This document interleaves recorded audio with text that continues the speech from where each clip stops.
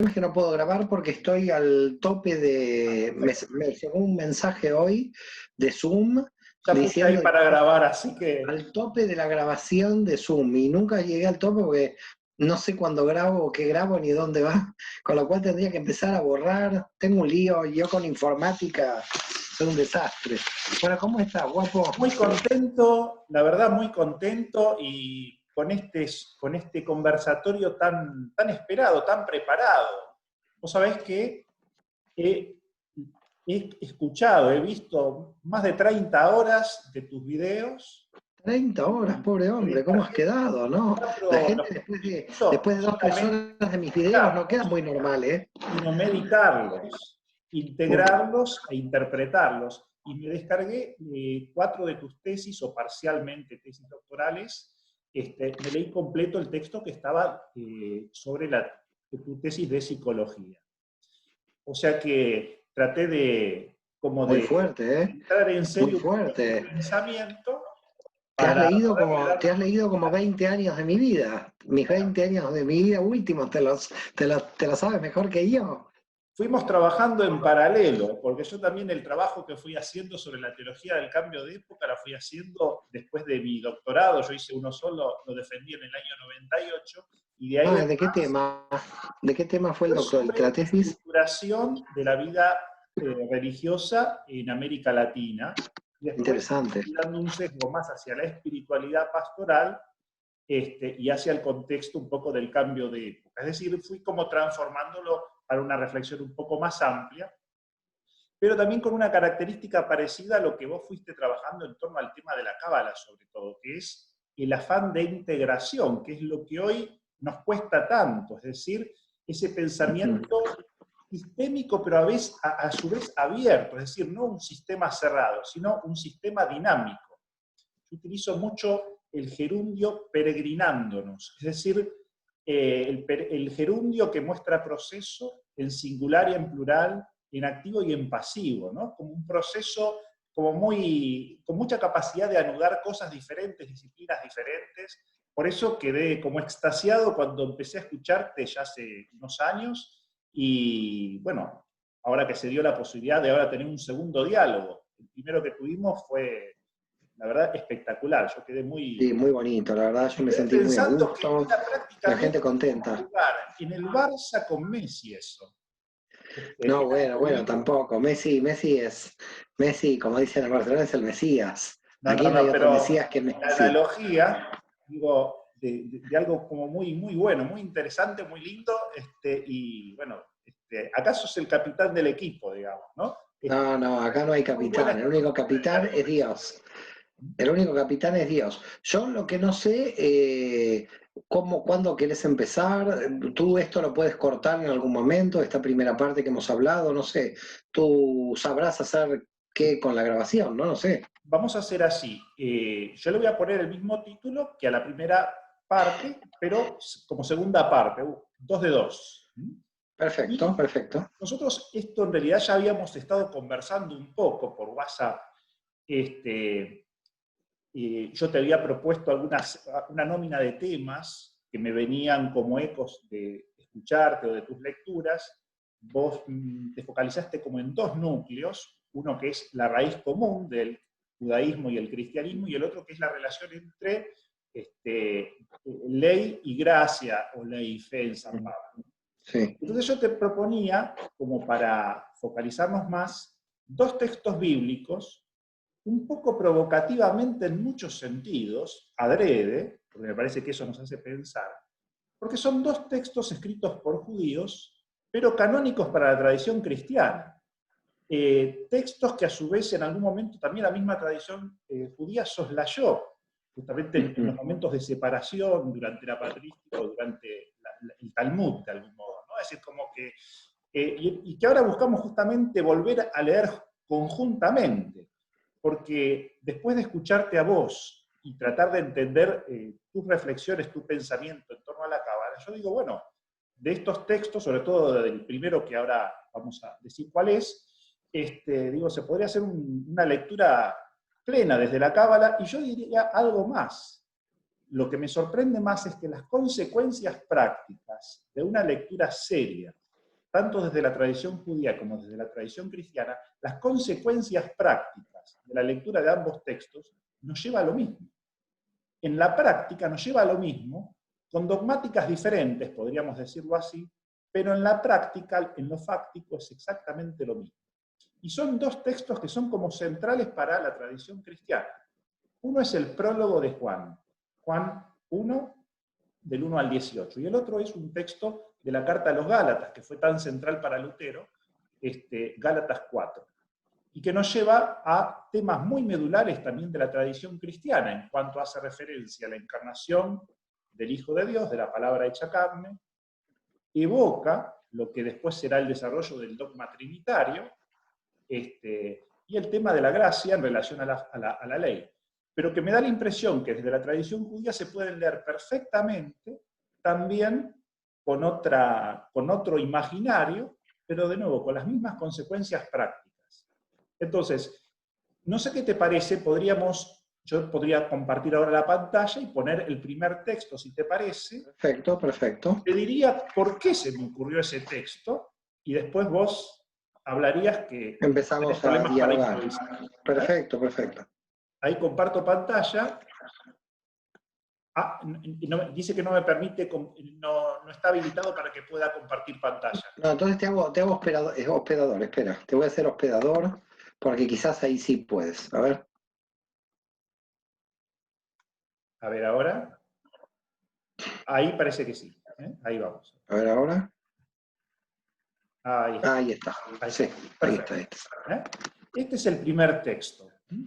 Es el texto que se lee en Navidad, en la liturgia de Navidad, entre otros momentos del año, o sea que es muy, muy central y resume el espíritu de este Evangelio de Juan, que fue escrito en el Asia Menor por una comunidad de origen judía que seguramente cuando fue la destrucción del templo emigraron para la diáspora, para esa región, y por eso utiliza un lenguaje también helenístico, pero el imaginario es plenamente bíblico, plenamente rabínico, por donde uno lo mire. Y acá empieza justamente con la idea de comentar el Bereshit, es decir, el Génesis. Al principio existía la palabra estaba junto a Dios, la palabra era Dios. Al principio estaba junto a Dios, todas las cosas fueron hechas por medio de la palabra y sin ella no se hizo nada de todo lo que existe. O sea, la palabra creadora. Dice que en ella estaba la vida y la vida era la luz de los hombres. La luz brilla en las tinieblas y las tinieblas no la percibieron. Acá aparece toda la referencia a la luz, de nuevo en Génesis 1. Hay interpolados algunas referencias a Juan Bautista, que las podemos evitar porque era el problema contextual que se daba entre los seguidores de Jesús, de quién era el Mesías. Muchos pensaban que era Juan Bautista, entonces hay en este último evangelio un acento grande en decir que, bueno, Juan no es el Mesías, sino Jesús, ¿no? Dice, él no era la luz, sino el testigo de la luz. La palabra era la luz verdadera, que al venir a este mundo ilumina a todo hombre. Ella estaba en el mundo, y el mundo fue hecho por medio de ella, y el mundo no la conoció.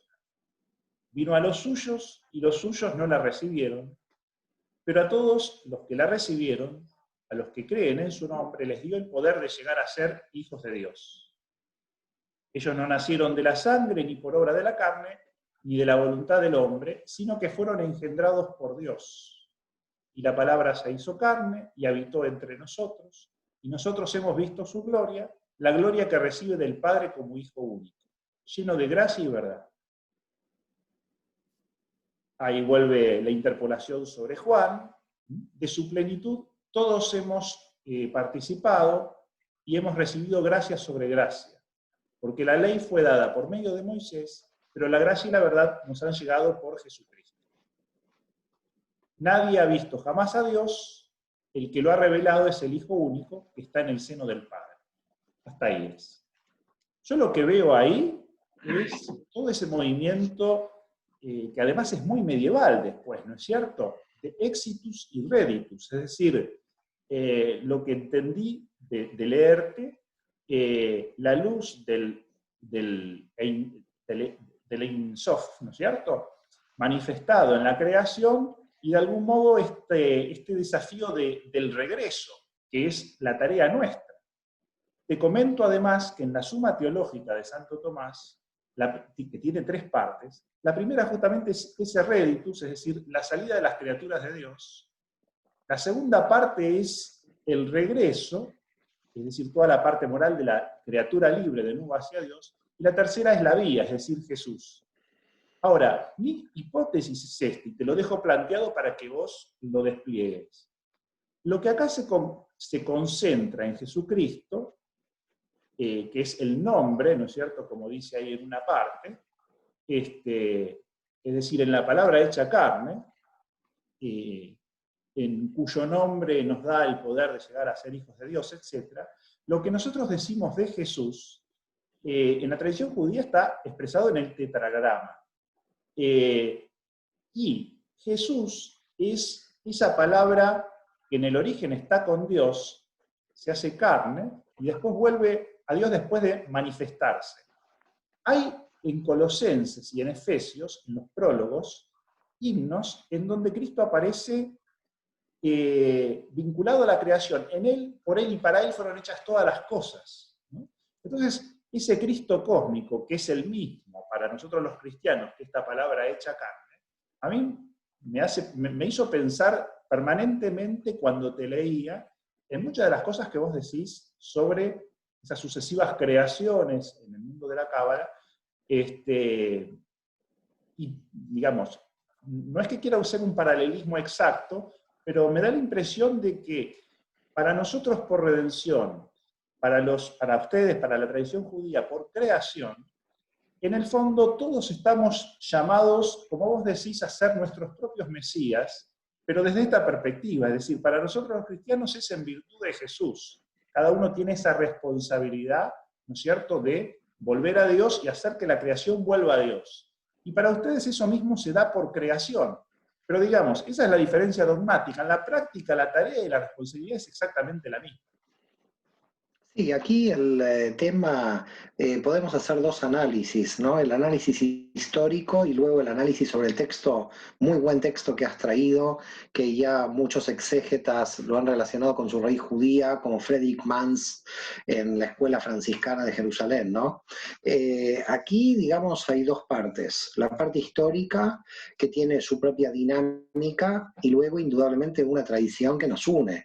Indudablemente, esta tradición nos une y cuando la empezamos a analizar queda clarísima la unidad. Ahora voy a entrar en las raíces judías de todo lo que estamos hablando aquí, más allá del propio autor, porque Juan finalmente era judío, con lo cual si yo solamente digo que Juan era judío y el autor es Juan, indudablemente digo esto pertenece simplemente al judaísmo por su autor. Básicamente, ¿no? Pero más allá de la reflexión de la autoría o no autoría, creo que hay 2 partes, como te decía, ¿no? La parte histórica y entrar en la sustancia. Desde el punto de vista de la parte histórica, lo que queda claro aquí es una situación diferencial con respecto a la entrada en la alianza. Para mí ahí hay una cuestión clave. La entrada en la alianza, es decir, cuando un israelita nacía dentro del pueblo de Israel, el israelita solamente a través de la circuncisión sellaba una alianza que se había realizado con todo el pueblo. De forma que inclusive podríamos decir que un israelita no circuncidado hoy sigue dentro de la alianza igual, porque la circuncisión sería la confirmación de la alianza. Pero por el mero hecho de nacer dentro de Israel, el israelita está dentro de la alianza porque es el pueblo el que estableció esa alianza. Entonces, tenemos una cuestión histórica fundamental donde los gentiles, y esto siguiendo a Pablo claramente, están fuera de la alianza y tienen que entrar. El Mesías, entonces, desde este punto de vista, tiene como 2 objetivos. El pueblo de Israel lo ve como el final de la historia, y para Pablo, de alguna manera, es el instrumento para que los gentiles puedan entrar en la alianza. Cuestión que no lo es para los judíos, porque los judíos no necesitaban un Mesías para entrar en ninguna alianza, porque ya estamos en la alianza. Entonces, un cristiano como entra en Israel, un cristiano como entra en la alianza de Dios, por medio del Mesías propuesto a través de Pablo.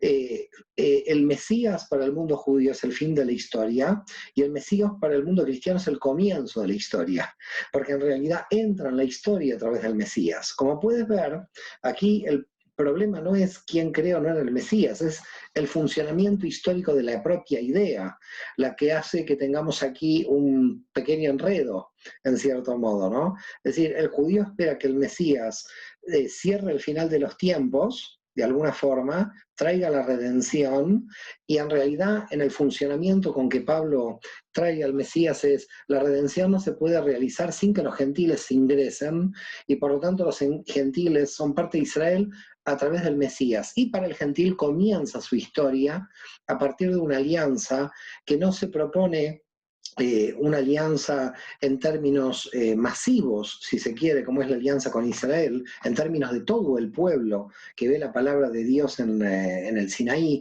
sino de cada uno de los gentiles que acepta por la fe a Jesús como Mesías. En realidad la alianza, podríamos decir, cristiana es muy subjetiva, es muy de la persona que se convierte y que entra en la alianza por medio de la fe en el Mesías. En el caso judío es una alianza nacional, donde por el mero hecho de haber nacido dentro de Israel eres Israel. Es como que no puedes escapar aunque te conviertas al budismo, porque sigues siendo Israel de algún modo, porque estás en la alianza nacional.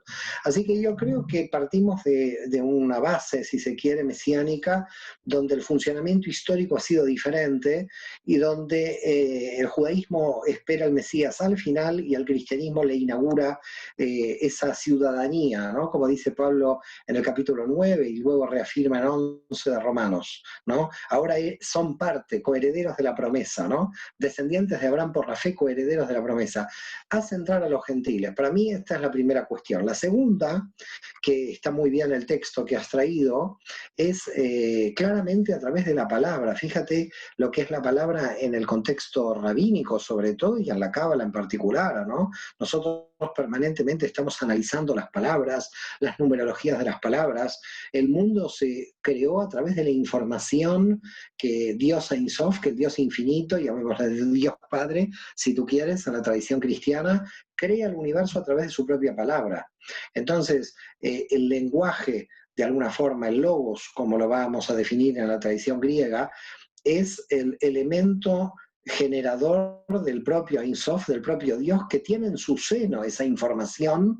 El Ein Sof tiene esa información en su seno, pero la palabra tiene que ser revelada. Y la palabra tiene que ser revelada en un universo finito que permita que esa palabra sea revelada. Por lo tanto, el texto de Juan es clarísimo en este sentido.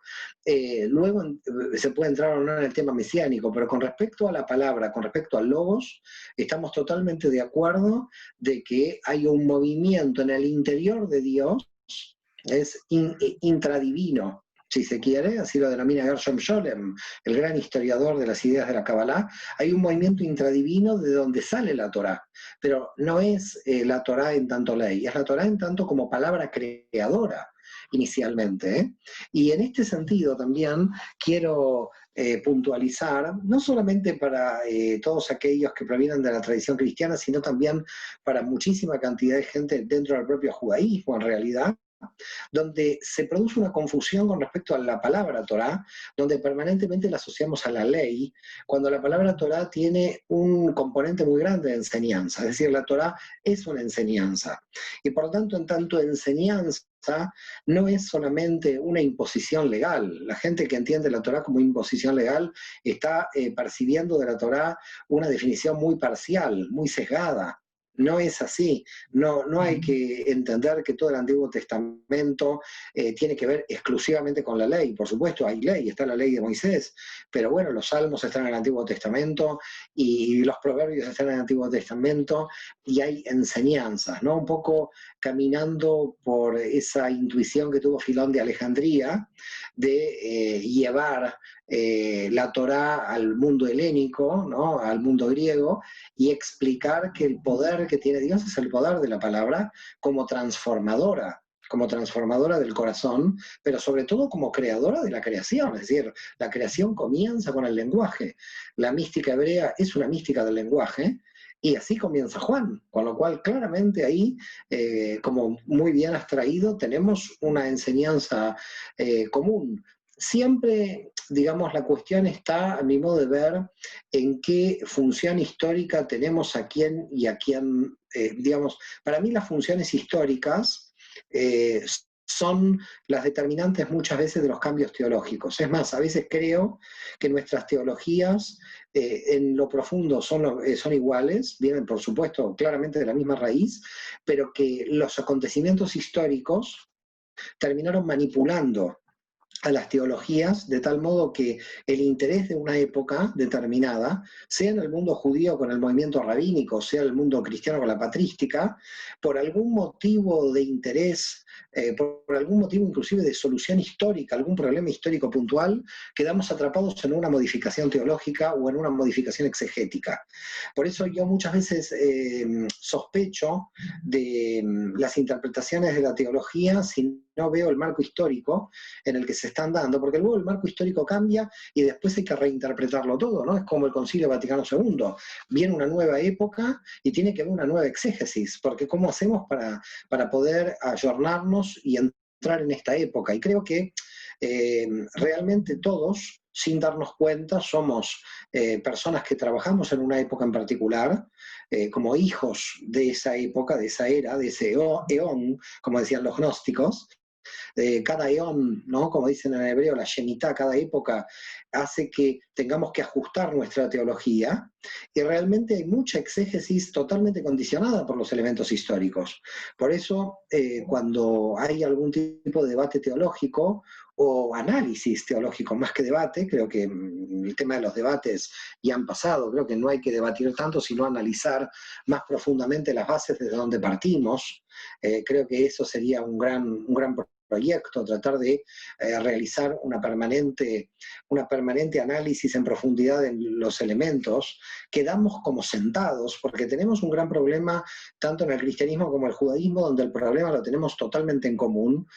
Podríamos también la pata de nuestros hermanos islámicos ponerlos dentro del grupo también en el mismo problema, y es que muchas veces damos como sentado exégesis creadas en un momento histórico como verdades literales, y que cuando vamos al texto nos damos cuenta que en el texto no aparece absolutamente nada de ese cambio teológico, de ese cambio exegético que se ha producido.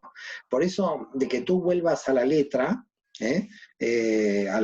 digamos, del texto, para mí es muy reveladora, porque a pesar que la letra mata y el espíritu vivifica, yo muchas veces digo que eso fue un texto también.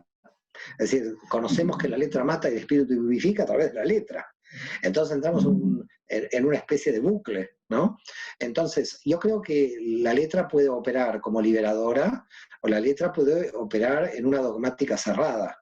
Hay que ver cómo estamos utilizando la letra, si para la libertad de conectarnos con Dios o estamos utilizando para sojuzgar a la posibilidad de que un alma se contacte con Dios. Tenemos que ahí ser muy cuidadosos, porque al final nuestras exégesis teóricas pueden conllevar a un sufrimiento personal. Hay que tener mucho cuidado porque son almas que sufren lo que nosotros podemos entender como una especulación teórica.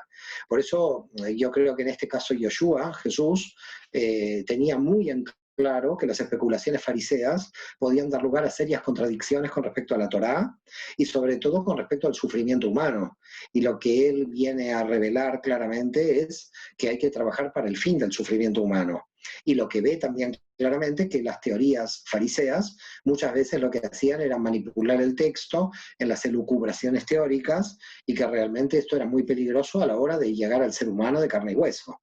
Por lo tanto, yo creo que hay que, para mí, seguir el camino de Yoshua en el sentido de que a mí me encanta su aplicación experiencial de la Torá. Es decir, yo soy un devoto de la experiencia de la Torá. Creo que la Torá no tiene que ser solamente un ente de especulación filosófica o teológica, sino que tiene que liberar al alma del dolor, tiene que ser una herramienta de misericordia.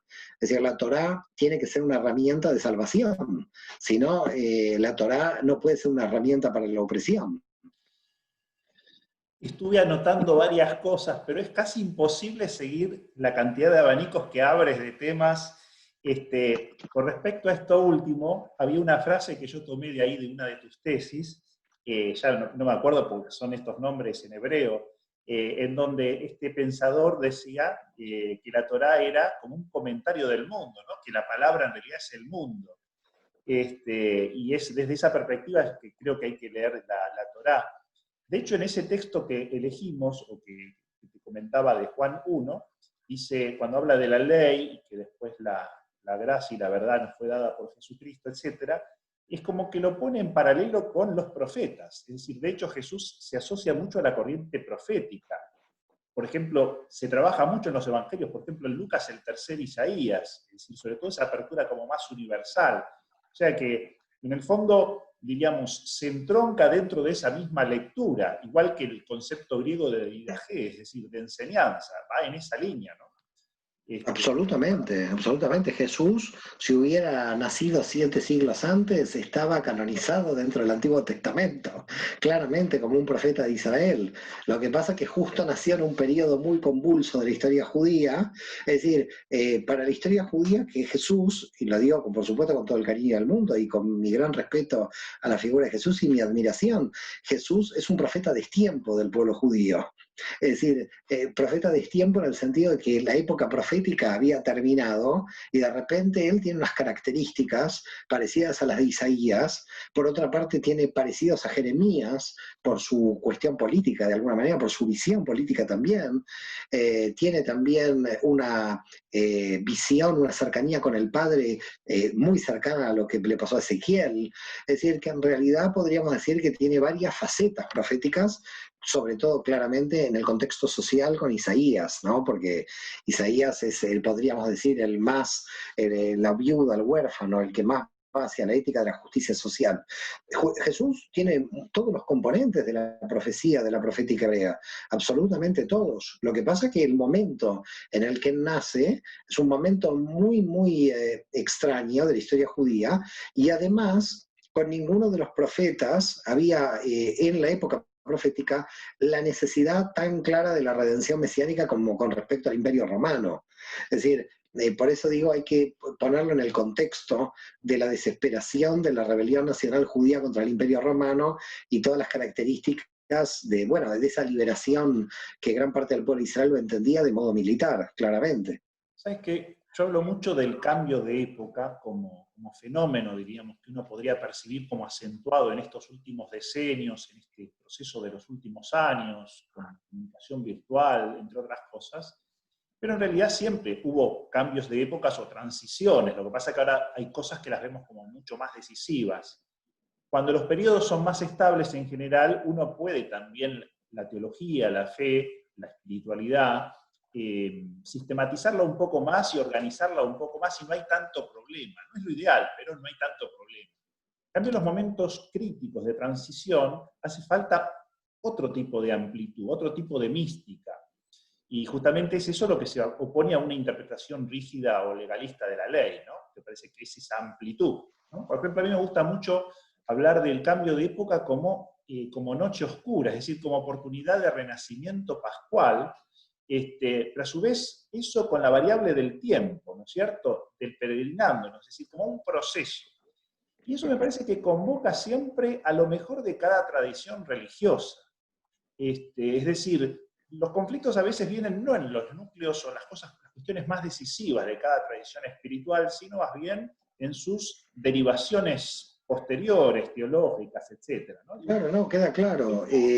Lo que yo creo que quizás la característica central de lo que nosotros estamos viviendo es que no solamente estamos viendo un cambio de época, sino una aceleración de la velocidad de los acontecimientos. Y esto no se dio nunca en ninguna época. Es decir, en realidad el cambio de época aparentemente no va a terminar nunca, porque no sabemos cuál es la época que en la que vamos a entrar, porque la velocidad es tan grande que cuando Empezamos creemos a que vivir cambió la época. mucho más claramente que en otras épocas. Es decir, Sí, sí. sí. Queda claro que estamos haciendo un gran trabajo a nivel de humanidad de gran honestidad.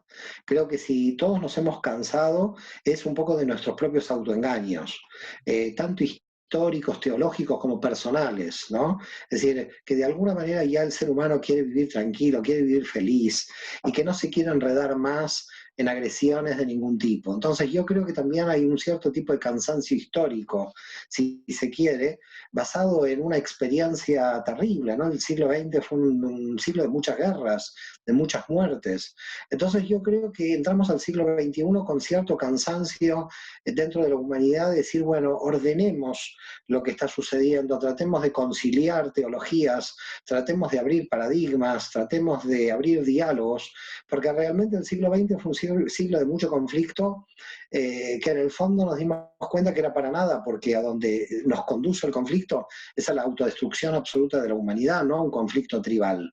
Por lo tanto, si se está hablando de la supervivencia humana y nuestras ideas no sirven a modo de supervivencia, no puede ser que nuestras ideas sean destructoras de la propia humanidad. Es decir, las ideas de redención no pueden ser ideas de destrucción. Entonces, queda claro de que si estamos hablando de redención, estamos hablando de construir el reino. Queda claro que para construir el reino hay dolores del parto, sabemos, pero creo que con el siglo XX los dolores del parto fueron bastante suficientes para entender que hemos pasado un periodo de redención, de una destrucción inicial y de redención. Creo que el agotamiento de toda una estructura mental, ya no hablo institucional, porque al final las instituciones organizan lo que pueden como pueden, ¿no? Sino el agotamiento de una estructura mental hace que el ser humano ya necesite ser honesto. Es decir, necesitamos honestidad. Y por ese motivo creo que estamos impelidos, obligados en el mejor sentido de la palabra, ¿no? Obligados al diálogo. Obligados al diálogo porque no nos queda toda otra alternativa como humanidad. No tenemos otra salida que el deseo de construir el reino. Es decir, al final, ¿para qué estamos aquí si no para el tikkun olam, como lo decimos en hebreo? Hoy yo creo que hay el gran desafío un poco de todas las personas de buena voluntad y de todas las tradiciones espirituales y religiosas, es de una ética global al servicio del hombre, al servicio de la humanidad, que sume responsablemente. Y es desde esta perspectiva que te decía al inicio, me parece que hay una gran convergencia en la tradición judía y cristiana, en lo fáctico, en lo práctico. Es decir, me parece que si lo enfocamos desde esta perspectiva, hay una convergencia práctica realmente asombrosa, es decir, como que no solamente porque de hecho en la tradición cristiana en el siglo XX hemos dialogado y hemos leído muchísimos autores de origen judío, ¿no es cierto? Y sobre todo en el campo de la antropología, diríamos, nos hemos enriquecido mucho, ¿no es cierto?, en toda esta reflexión. Yo incluso cuando miraba más, y fue lo que más seguí un poco de tu enseñanza, de tus textos, las 10 sefirot de la Cábala, etcétera, digo, qué riqueza antropológica que esto tiene, no solamente espiritual, sino antropológica, para esa interacción entre lo interno y lo cosmogónico, ¿no es cierto? Es decir, bueno, evidentemente, qué posibilidad de integrar diferentes corrientes de psicología. Yo hace muchos años que estoy dando teología para estudiantes de psicología. Bueno, digo, es una gran riqueza y hoy uno lo toma todas estas cosas como sumando siempre, tratando de ver siempre en qué sentido me van a servir para sumar, ¿no? Incluso aunque haya cosas que tal vez en esta o en otras tradiciones uno todavía no entiende o no llega a valorar, tal vez más adelante sí, pero siempre me parece que hoy la lectura tiene que ser eso, decir, bueno, ¿cómo nos ayuda a sumar, ¿no? Y me parece que en esto hay como una gran convergencia, ¿no es cierto? Mario, te propongo, por una cuestión simplemente de tiempo, pasar al otro texto, como complementario y que va en esta línea de lo que estamos hablando, pero simplemente para también poder dedicarle un tiempito. Ahí yo comparto de nuevo pantalla, pero con el otro texto. Ahí vamos a... Es el de Gálatas 4, que lo tomo del 1 al 7, para no tomar solamente unas frases sueltas. Dice, Pablo, voy a ser más explícito. El heredero, mientras es menor de edad, aunque sea propietario de todos sus bienes, en nada se diferencia de un esclavo. En efecto, hasta la edad fijada por su padre está bajo la dependencia de sus tutores y administradores. Así también nosotros, cuando éramos menores de edad, estábamos sometidos a los elementos del mundo. Pero cuando se cumplió el tiempo establecido, Dios envió a su Hijo, nacido de una mujer y sujeto a la ley, para redimir a los... Este texto está tomado del Vaticano, de la página del Vaticano, de una traducción argentina, y veo acá la L que le falta a los. Bueno, vamos a perdonar, tranquilo. Esas pequeñas limitaciones de los textos. Seamos misericordiosos y les perdonamos la L. Para redimir a los que estaban sometidos a la ley y hacernos hijos adoptivos. Y la prueba de que ustedes son hijos y que Dios infundió en nuestros corazones el espíritu de su Hijo, que clama a Dios llamándolo Abba, es decir, Padre. Así que ya no eres esclavo, sino hijo, y por lo tanto heredero por la gracia de Dios. Lo dejamos hasta ahí. Es un texto que hace como de algún modo, digamos, a los discípulos de Jesús, a los que creen en Jesús, como una especie de despliegue en el seno de la tradición judía, claramente. Así lo dice el texto, así lo dice Pablo, como si fueran como dos momentos de la vida, uno cuando uno es menor de edad, otro cuando ya creció. Pero me llama la atención eso, es decir, como que el texto plantea, diríamos, como el desarrollo de algo que ya estaba como en ciernes anteriormente. Y me quedaba pensando lo siguiente, que en general en la historia del cristianismo, siempre hemos visto el judaísmo como aquello que aconteció hasta el nacimiento de Jesús, pero no nos poníamos a pensar suficientemente que también seguía evolucionando, seguía, digamos, un desarrollo histórico, como en paralelo en muchas cosas, ¿no? Entonces, claro, es como que la tradición judía quedaba como atrás, como si fuese el Antiguo Testamento, como lo que ya pasó de algún modo, y bueno, ya ahora estamos en otra fase. Y no como el contrapunto de una hermenéutica permanente de la propia fe que no se entendería suficientemente sin esta referencia permanente, ¿no? Así como lo veíamos. No, totalmente. Juan, está claro en el pensamiento de Pablo que era fariseo, que era educado a los pies de Gamaliel, que era como tener un doctorado en economía en Harvard, ¿no es cierto? Y que evidentemente él relee toda su experiencia humana, toda su experiencia cultural, su experiencia religiosa, a la luz del misterio de Cristo, pero todo eso de algún modo queda siempre como vinculado, es decir, lo que él invita en el fondo, sobre todo en la frase final, en el texto 6, sobre todo en el versículo 6, es a focalizarse en lo que los cristianos consideramos como un poco más genuinamente la experiencia de Jesús, que es esa experiencia de filiación, de confianza con Dios como Padre, como Abba, y sobre todo esa intimidad del Espíritu en nosotros, ¿no es cierto? Pero esto aparece como un despliegue de una tradición, digamos, que lo precede, y en donde hay continuidad, ¿no?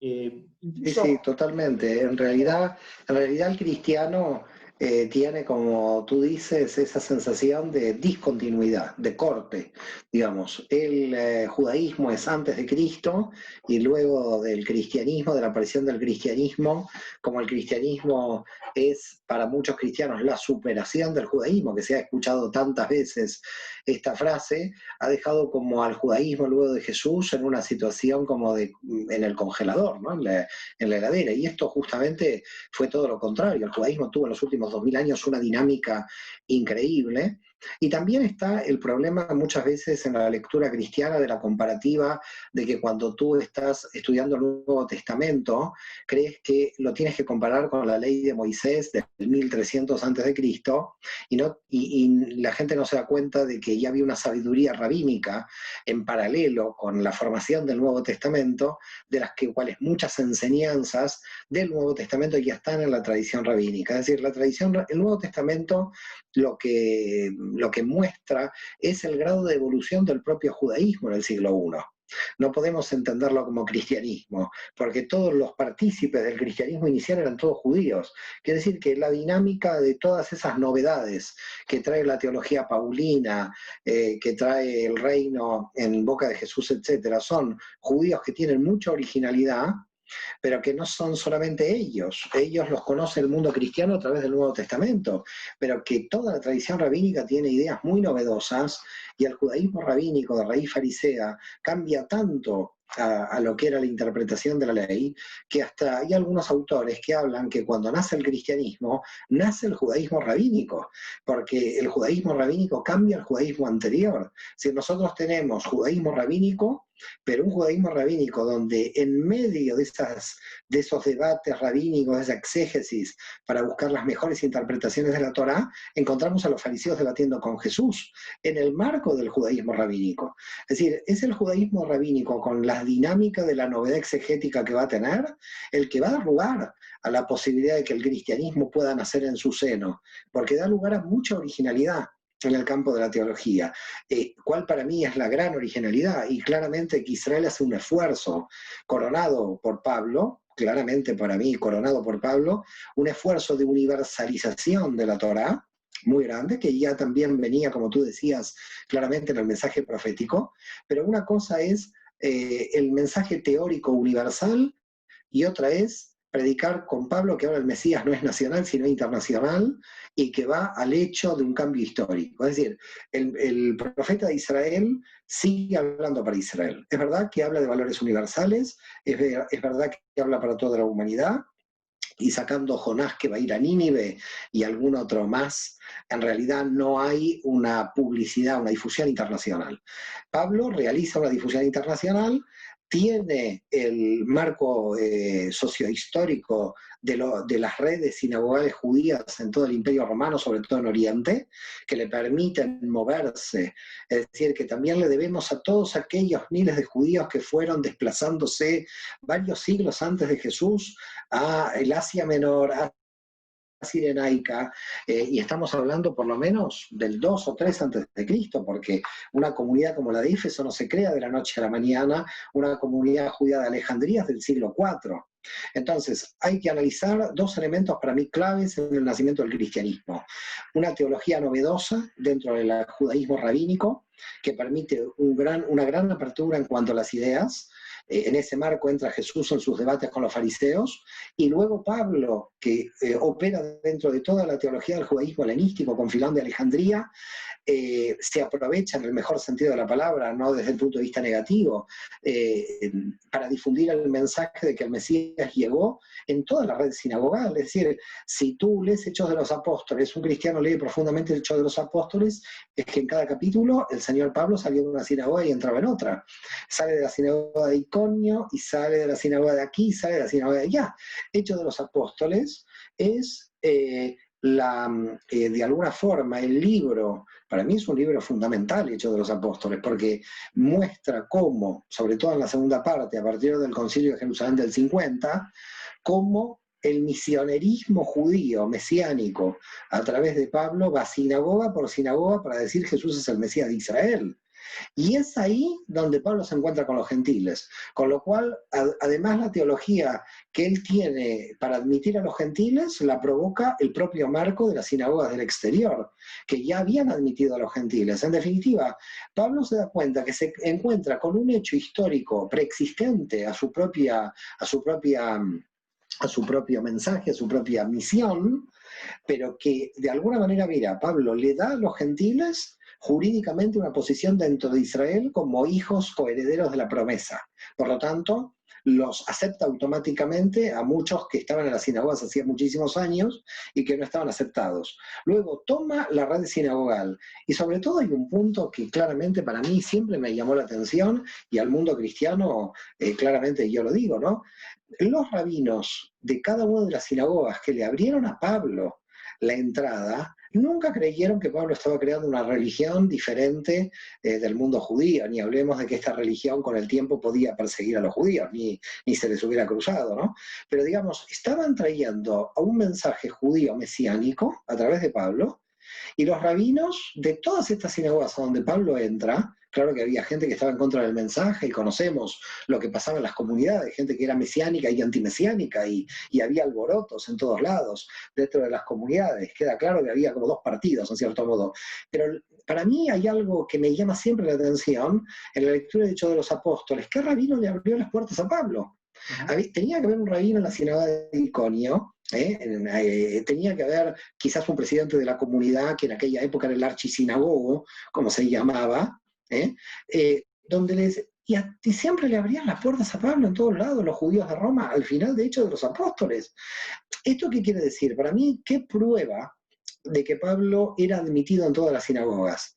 Que el mensaje que Pablo traía, el mensaje mesiánico que Pablo traía, no estaba en contradicción con las interpretaciones de la Torá que estos rabinos tenían. Si no, estos rabinos lo hubieran echado a Pablo, no lo hubieran invitado a entrar a las sinagogas. Es que estas ideas que escuché en varias oportunidades desarrollarlas, me hicieron pensar mucho, sobre todo, por ejemplo, cuando uno lee los evangelios, que normalmente decimos, bueno, este evangelio está destinado a cristianos provenientes del judaísmo, a cristianos provenientes del paganismo, y en realidad había siempre de todo un poco, en diferente grado, ¿no? Porque de hecho, quien lo redacta, quien lo escribe, tiene un imaginario de origen judío. Entonces, evidentemente, lo que hay son adaptaciones de acuerdo un poco a lo que prevalece en los destinatarios, en los miembros de la comunidad, ya que eso fue muy interesante, esa percepción. Después, otra cosa, porque claro, toca anotar rápido porque hay tantas ideas. A mí una cosa que me quedé pensando hace unos días, me ha quedado pensando, y creo que te la compartí también por escrito, es como, en cierto modo, en Occidente, el judaísmo, incluso toda la tradición espiritual, mística, la cábala y afines, quedaron en cierto modo como una especie, para usar una metáfora así psicoanalítica, como si fuese el inconsciente de Occidente, ¿no? Es decir, como que, así como Freud de algún modo nos invitó, nos alertó, nos despertó para que viésemos otro color más, un color primario que no habíamos visto hasta ahora, ¿no es cierto?, de nuestra humanidad. Me parece que el judaísmo fue cumpliendo como esa función, ¿no? Es decir, que bueno, ahora estamos viendo esa riqueza porque hay muchos elementos que uno mirando un poco la historia, no solamente los orígenes bíblicos, sino temas medievales, o lo que vos desarrollás, sobre todo del siglo XV, sobre todo, XIV, XV, que además tiene una riqueza tan grande después. Yo pienso en autores como Juan de la Cruz, etcétera, que no se hubieran desarrollado si no hubiera sido en la España en donde convergía también, digamos, el Islam, ¿no es cierto? Es decir, una España muy, muy rica desde esta perspectiva, digamos así, espiritual, de búsqueda de riqueza. Y a mí me parece que eso, en cierto modo, fue como negado, y el proceso es muy parecido un poco a la negación de los procesos inconscientes, ¿no? Que me parece que reencontramos con gran alegría algo que en el fondo habíamos como censurado o alejado, ¿no? Me parece como una comparación, una metáfora interesante. Bueno, quizás se puede utilizar también el hijo pródigo, ¿no? Porque al final el cristianismo es hijo del judaísmo y se va del padre, digamos, trata de tener su propia personalidad. Entonces se entiende que el cristianismo ya pasado por la cultura griega y la cultura romana va a adquirir su propia personalidad religiosa, y como va a adquirir su propia personalidad religiosa, como todo adolescente, tiene que tener una tensión con el padre. El judío, de alguna manera, al cristiano permanentemente le trae la figura del padre, porque es una religión anterior, y como religión anterior, de alguna manera, una religión severa, de autoridad, como todo hijo ve a su padre, ¿no? Que pone reglas, la religión de la ley, la religión de la Torá. Entonces, claramente, y yo muchas veces digo que cuando aparece Lutero, que bueno, daría para toda otra entrevista y todo el movimiento protestante, muchas veces digo, los protestantes son los nietos del judaísmo, porque son los hijos que se rebelaron al otro hijo. Entonces, en realidad, los protestantes vuelven a ver al abuelo. Entonces aparecen muchos protestantes que se van como judaizando, que hay un gran acercamiento dentro del mundo protestante hacia el mundo judío, ¿no? El judaísmo mesiánico, mucha gente evangélica que se acerca claramente al judaísmo. Y yo muchas veces digo, este es el nieto que negando al hijo volvió al padre. Somos una familia como curiosa.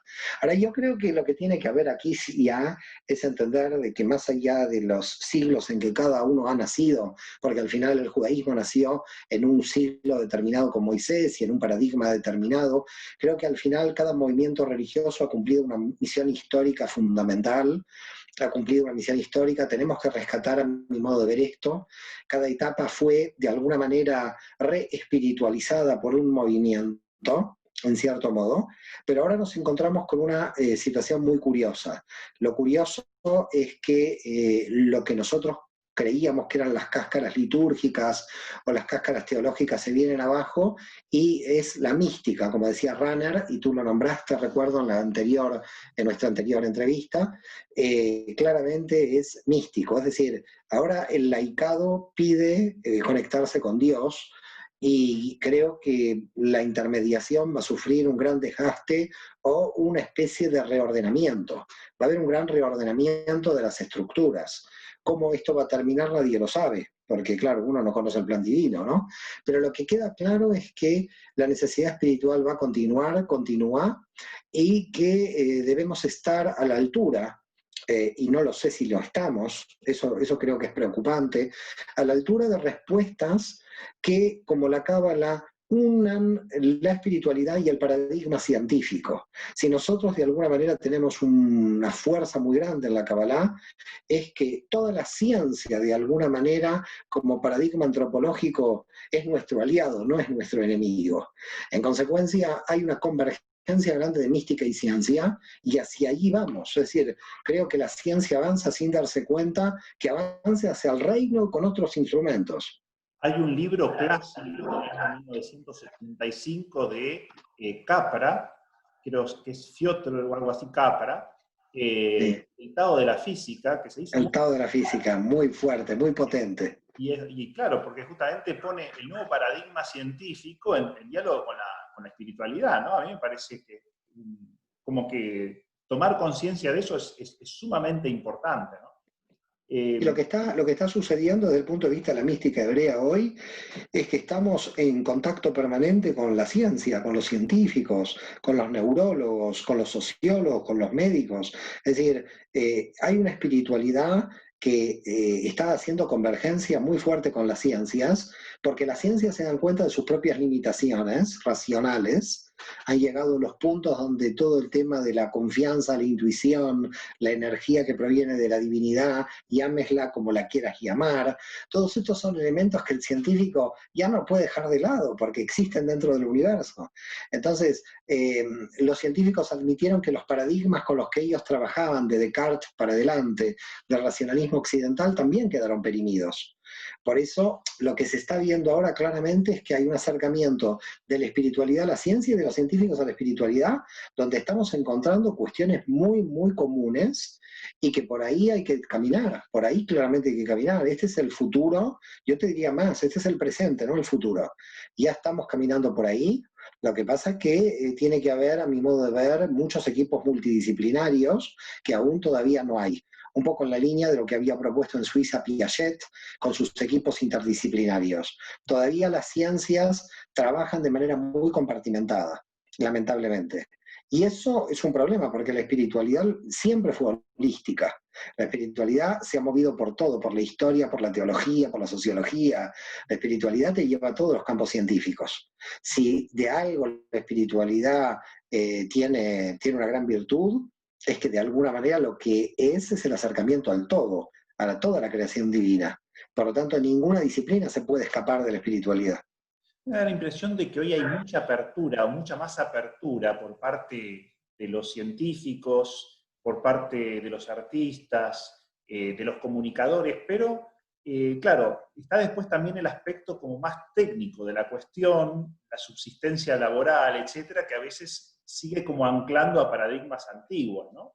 Pero en lo personal, en los espacios no formales de trabajo, uno ve que hay una inquietud muy grande por todo lo que es la espiritualidad y sobre todo la espiritualidad genuina, ¿no es cierto? Es decir, en donde en todo caso los ministros, las instituciones sean mediadoras, lo que cuesta mucho muchas veces, o desarticuladas o no siempre por mala voluntad, pero muchas veces no logran esa mediación. Ahí yo creo que es donde más tenemos que trabajar los que estamos dedicándonos a temas de espiritualidad, porque me parece que es en esa articulación, los cristianos diríamos sacramental, ¿no es cierto? Es decir, que haga como más icónica, digamos, los elementos históricos, las estructuras mínimas que necesitamos, es ahí donde a veces fallamos un poco.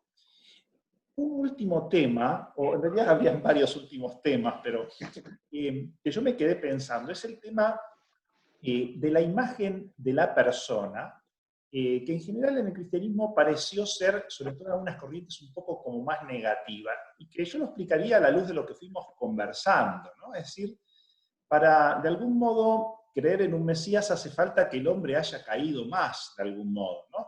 Si el desplazamiento es, en la tradición judía está más hacia el inicio, entonces en realidad, bueno, el hombre tiene sus limitaciones, pero siempre puede recuperarse.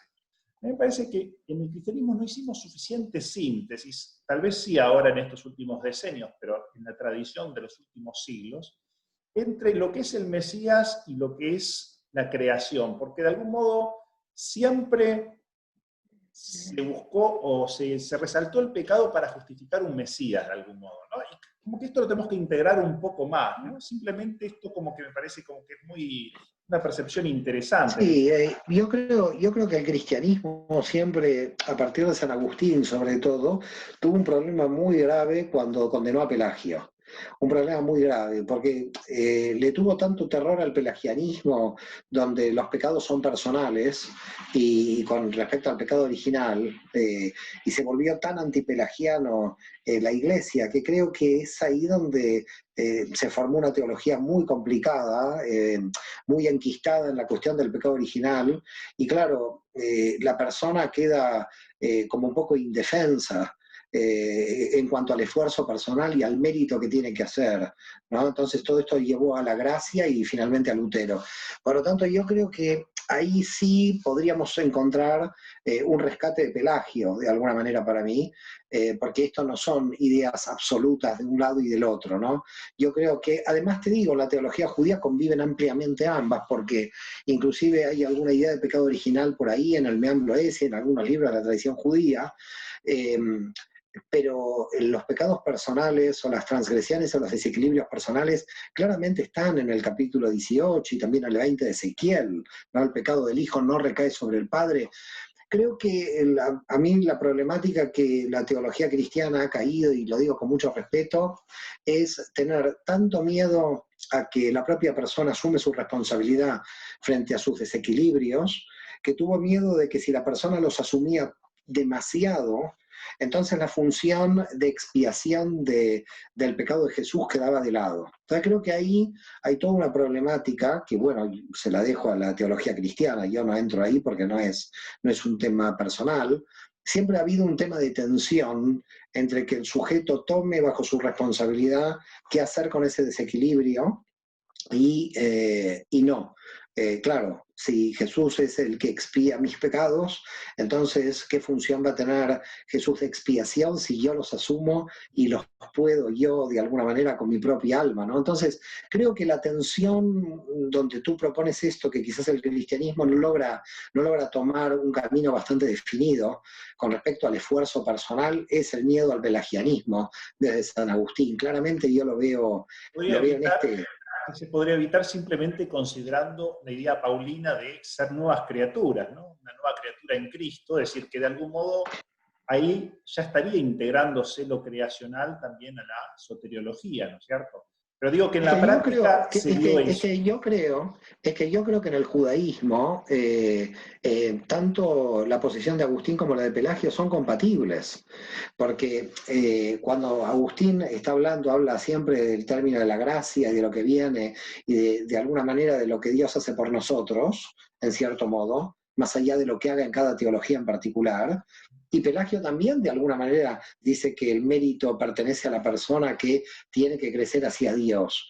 En ese sentido, creo que el judaísmo lo tiene más claro, porque no, digamos, no tiene una función mesiánica asociada a la expiación de los pecados, que es lo que trajo Pablo.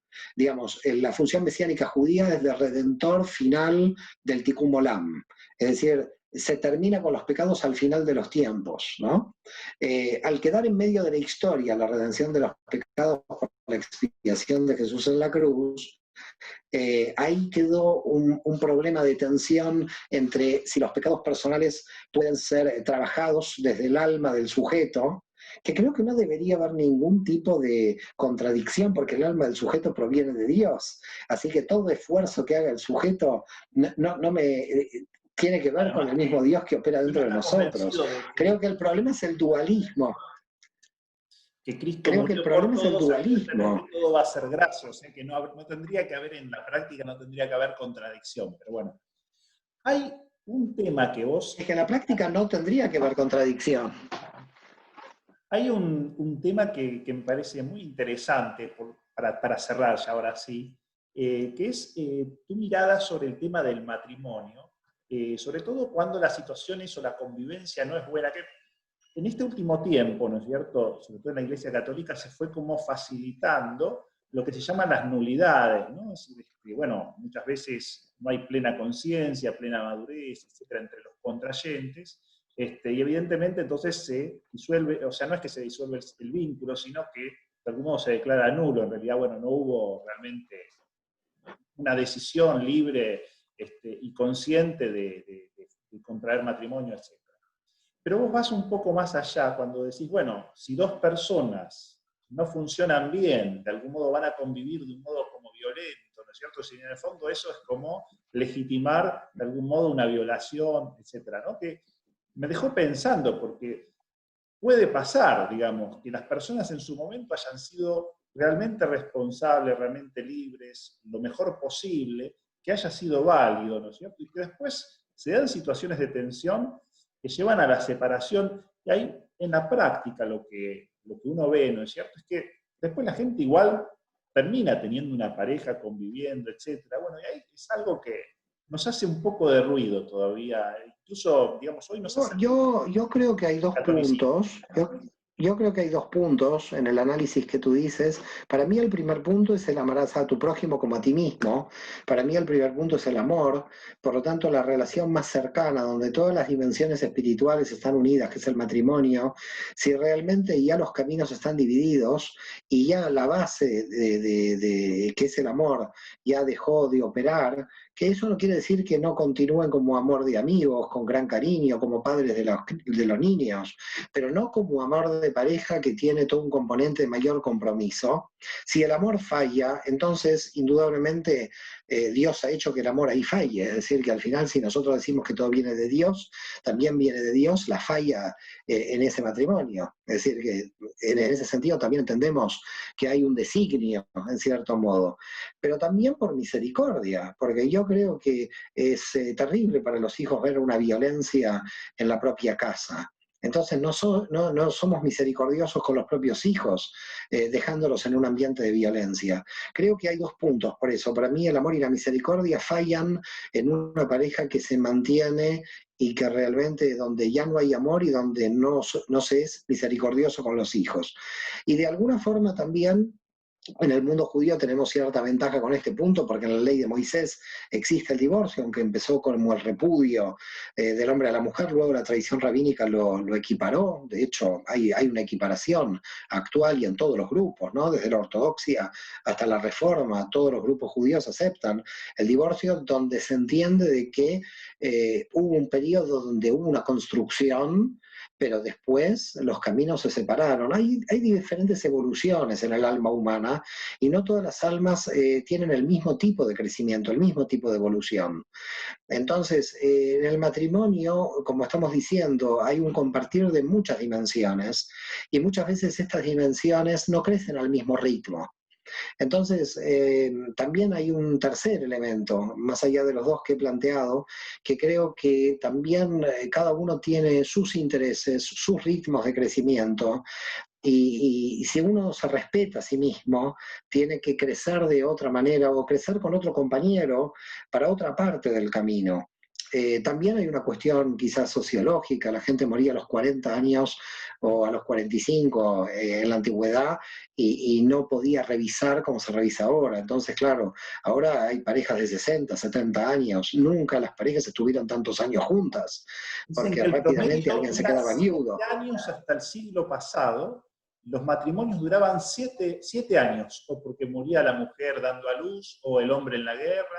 7 años, me llamó mucho la atención, porque uno se imagina más tiempo, Claro, entonces tenemos Claro, una no, situación no, no, totalmente nueva en ahora. general, pero por eso claramente podías decir hasta que la muerte te separe, porque la muerte estaba a la vuelta de la esquina. Es decir, pero si ahora decís hasta la que la muerte nos separe, pueden ser 80 años al lado de la persona, donde cada uno está desarrollándose de modo diferente, donde el alma tiene su propia evolución, y no podemos obligar al alma a que si ya aprendió en esa relación, tenga que seguir sufriendo una relación donde ya no tiene vínculo, ¿no? Entonces yo creo que de alguna forma queda clarísimo que la institución del matrimonio se está cambiando por sí misma, la gente quiere ser feliz, la gente quiere tener cariño, la gente quiere tener amor. Además, la gente no se casa para divorciarse, la gente realmente se casa porque quiere construir un proyecto. No es para después separarse. La separación en ningún caso, a cualquier separado que tú le preguntes, no está feliz de la separación, porque de alguna manera hubiera querido seguir con ese proyecto. Entonces, ¿por qué aparece? Aparece porque ya llegó un momento donde ese proyecto está terminado. Y cuando falla el amor no puedes hacer nada, porque el amor no se puede producir, no se puede obligar, digamos, a alguien a amar, y sobre todo en una convivencia permanente en donde todas las dimensiones se mueven.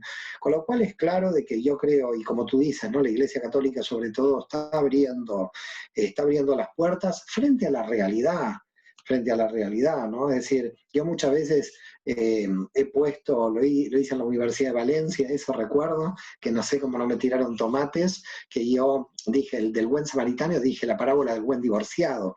¿Qué pasa si se va un cohen al templo, un levita al templo y el divorciado ayuda al herido? Bueno, el divorciado alcanzó misericordia. No por su estatus de divorciado o su estatus de separado lo vamos a condenar. Yo pienso que nosotros no podemos tener una función de condena, porque al final la función de condena pertenece a Dios.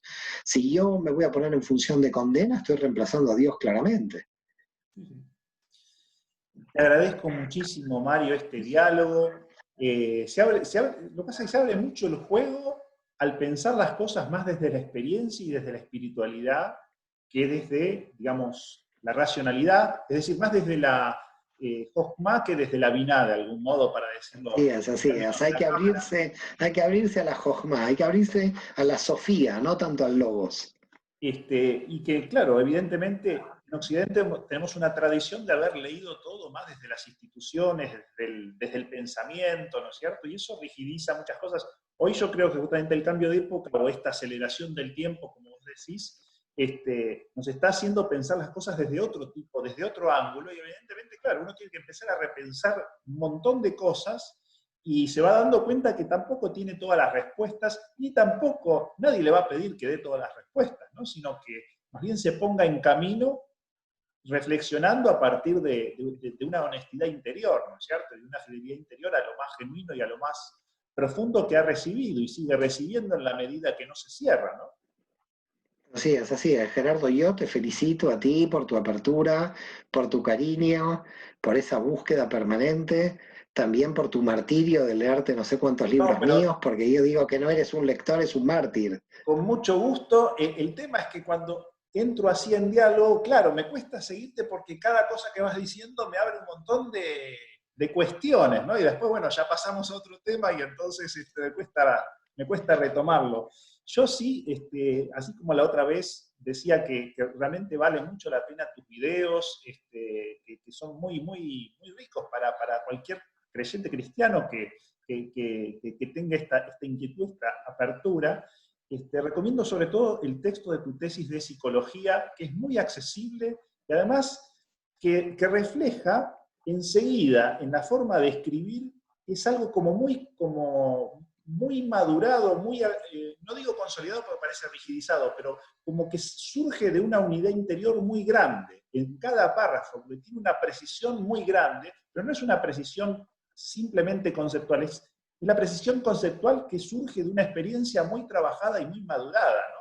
Entonces es muy fácil de comprender, sobre todo cuando explicás las diferentes dimensiones, las sefirot, es sumamente claro eso. Y me parece que, de nuevo, nos da muchas herramientas, incluso al que lo mira como desde afuera, es decir, acercándose, no para ponerse a seguir esa tradición espiritual. Me da la impresión de que es algo como muy, muy rico, que muchas de tus observaciones sapienciales son muy, muy pertinentes. Digo, qué interesante, ¿no? Yo te veo como un sabio de nuestro tiempo, Mario. Y en ese Bueno, Gerardo, ya cuidado, que una hay que tener premisa cuidado con empezar, para no quienes empecemos a podemos conocer. etiquetar, no nos empecemos a etiquetar porque cuidado, No. hay que Esa tener es la cuidado, se vuelve tarea tuya, peligroso esto. no dejarte como encorsetar por la No, valoración. no, no me encorsetes en tus conceptos teóricos, que te tengo temor a ti, porque a ti te veo como el Santo Tomás de Aquino del siglo XXI, Yo te veo con lo como cual un te veo hermano mayor en respetándome. serio, porque además tenés 2 años más que yo. Un Bueno, abrazo, es verdad. Mario, Un y abrazo grande, Gerardo, gratos cuídate y saludos. mucho, shalom, Hasta la próxima. shalom.